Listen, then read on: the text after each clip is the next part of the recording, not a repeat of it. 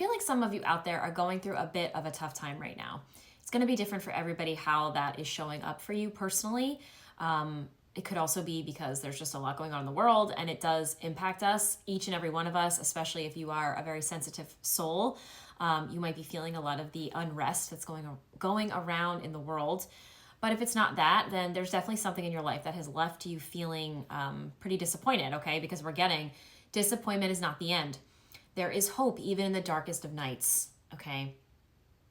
So first of all, I'm using my inner child deck. So this is definitely a call to, of course, nurture your inner child right now. It's really, really important, especially this week.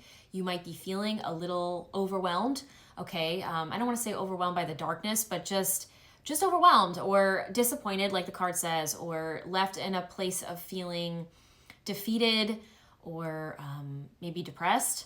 You know, whatever the case is, okay? So this card is saying don't give up hope because, you know, all endings bring new beginnings. And if there's something in your life that has not worked out, consider there a divine reason why, okay? Rejection is God's protection and redirection, okay? So no matter what it is, even if it's the job that you thought was literally the job of your dreams and you did not get it, there is a reason. There is a reason. You might not know what that reason is, but you have to trust that you were being divinely protected, okay? So don't lose hope, don't lose faith. In terms of self-care, we're getting flow with the rhythm. Get lost in the rhythms of movement today. So definitely move your body. I feel like that is super important, whether you're literally dancing, okay, going for a walk in nature, or doing some sort of joyful movement that allows you to get into your body, right? Out of your head, into your body, into your heart space. Also, just movement helps to literally move the energy around in your field. So if there's stuck energy, stagnant energy, you know, and a lot of times when we are feeling super down, there is some sort of a blockage going on.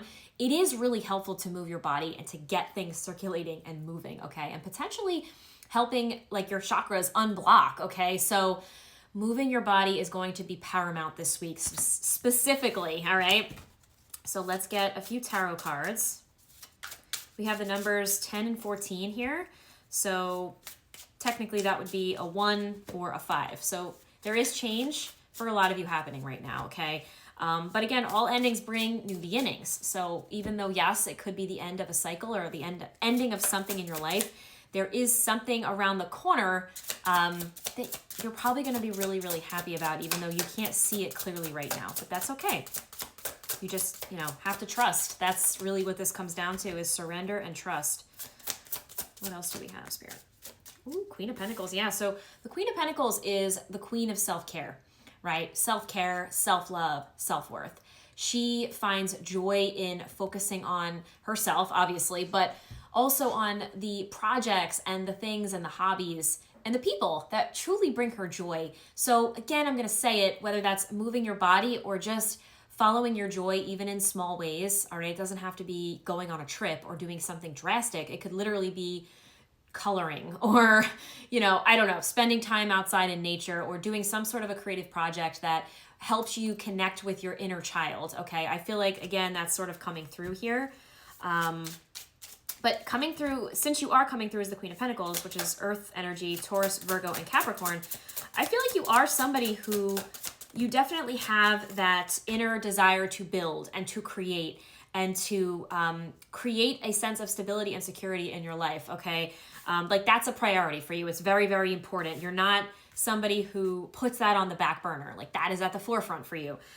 Six of Pentacles, that would also indicate that that is important to you. Balance and harmony is important to you, okay? So whatever this changes that you're going through right now, it ultimately is helping to restore balance and harmony within you and around you. And I feel like on the other side of whatever this change is, all right, whatever is on the other side of this disappointment is a gift, okay? To me, the Six of Pentacles is a gift from the universe. I mean, you see all these hands reaching out, right?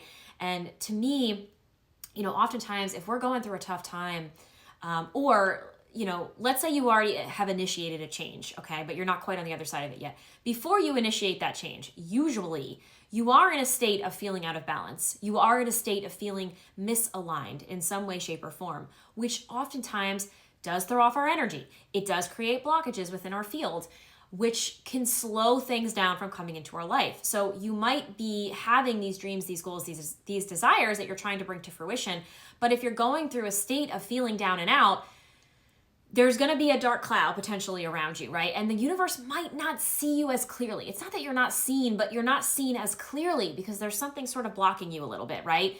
So once that clears, once that blockage is removed, boom, all these beautiful sunflower pentacles that are being thrown out and down to earth, you're going to be able to catch one because the universe is going to see you clearly. You're going to be shining super duper bright, okay? So trust, okay? Let's get one more card. Wow, I knew the High Priestess was at the bottom of the deck before. Ooh, Five of Swords, yeah. Okay. She was at the bottom of the deck before, and I wasn't going to say anything, but I'm like, all right, she wants to come out. There is something that you already know what this is about, okay? Coming through as the High Priestess, you are very intuitive, perhaps psychic. You are tuned in, tapped in. So you know what's up, you know what's going on, you know what you need to release. I don't need to explain that. You just know, okay? I'm not saying that that's easy to do, but you have some sort of an idea, and it's attached to a Five of Swords energy, okay? Which is not by any means easy to deal with or navigate. This could be literally a person, this could be a situation, this could be thoughts and untruths that you have been holding on to, beliefs that you've been holding on to and harboring that are just not good for you, okay? But this could represent, deception, lies, trickery, manipulation, because it's the thoughts. Take that as it resonates, but you see clearly through the illusions, whether it's your own illusions or illusions around you, maybe both, okay? Whatever you have been staying attached to or tied to, it's time for them to go. And Two of Swords, it's time to make a decision to let them go, right? No more self-doubt, no more denial. No more denial of the truth. No more denial of your truth, all right? Your hands are free. You can take off these blindfolds at any point. Where are you going to choose to shoot this arrow? Free will plays a part. You can choose to shoot this arrow at the same cycle that you've been playing out, or you can choose to shoot this arrow in a new direction, okay? In the direction of your dreams, your goals, your desires, in the direction of balance and harmony and service, right? The Six of Pentacles is also a card of service. So if you are feeling called to put yourself out there in some way or to create something that's going to be helpful to other people, then this is a validation of that. But in order to really be seen, because you are meant to be seen, in order to truly be seen, there's something that has to go, whatever that is for you. Yeah. So, and also the Six of Pentacles is really like truly knowing your worth and value to me. And it's really choosing to spend your time only on people, places, and things that mirror back to you your self-worth, okay? So if you are currently surrounded by people, places, and things that are not mirroring that back to you, then that that's definitely one of the things that you're being divinely guided to let go of. Oh my goodness. It could be a Knight of Wands for some of you out there, Aries, Leo, Sagittarius. Okay, it could be like a literal person for some of you. Yeah, okay. Well, the good news is we're getting the Nine of Swords and the Seven of Swords reversed. So I do feel like for a lot of you, this is an actual person, but it doesn't have to be, okay? This could be a version of you that you were letting go of, right? This could be a version of you that, maybe you weren't super committed to things in the past. Maybe you were very fly by night, fly by the seat of your pants, like, you took a lot of risks, but not necessarily good ones, all right? So take that as it resonates, and no judgment, okay? It could be a version of you that you've outgrown, that you are ready to let go of, a version of you that was almost in denial or lying to yourself, again, with that Seven of Swords reversed. But the fact that they came out reversed to me is you are truly seeing things clearly. There's no confusion. You are the High Priestess. You know exactly what you need to do. You know exactly what you need to let go of.